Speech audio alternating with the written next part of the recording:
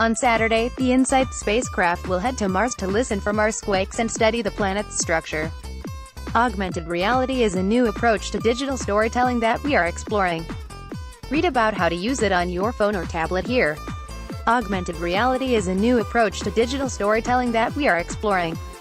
Read about how to use it on your phone or tablet here. In July 1965, the Mariner 4 spacecraft flew past Mars and took the first close-up image of another planet, a series of numbers that impatient engineers colored by hand. Ticker-tape image of Mars, colored by NASA engineers. NASA, JPL Caltech Dan Good. Since then, Earth has sent 18 spacecraft to try to land on Mars or its larger moon, Phobos. 5 never made it, 4 crashed into Mars and 2 failed after landing. Only 7 touched down softly and survived to take their own photographs. The first photograph taken on the surface of Mars, by Viking 1 on July 20, 1976.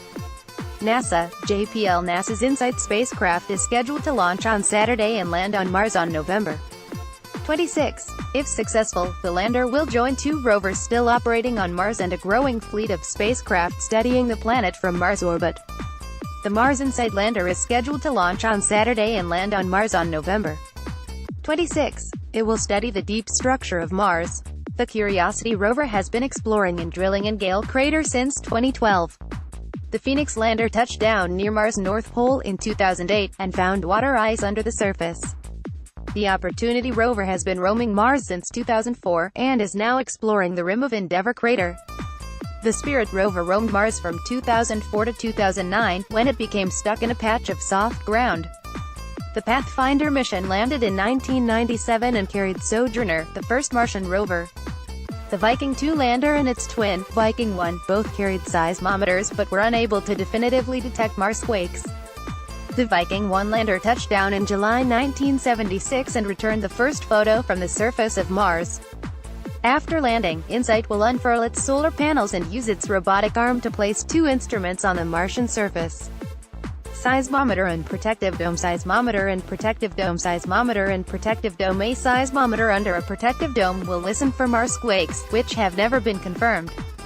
InSight's seismometer can detect vibrations smaller than the diameter of an atom, and should be able to sense meteorite impacts and the tidal swelling of the ground from the gravity of the moon Phobos. The small moon Phobos exerts a tidal pull on Mars. NASA, ESA, ZLOVE and G. Bacon, Space Telescope Science Institute. A smaller device will try to hammer itself about 16 feet into the Martian soil, to measure heat flow from the interior of the planet. Mars and Earth share a similar past, and what InSight discovers could help explain the formation of other rocky planets, both within our solar system and orbiting distant stars. InSight's seismometer will be placed on the ground and covered with a protective, chainmail-skirted dome.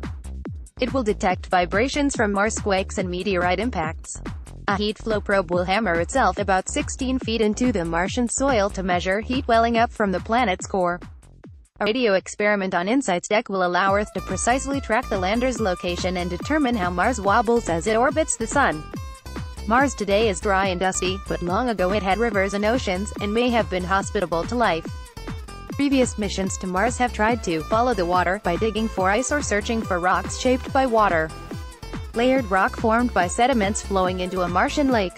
NASA, JPL Caltech. InSight will complement that search by looking deep inside the planet.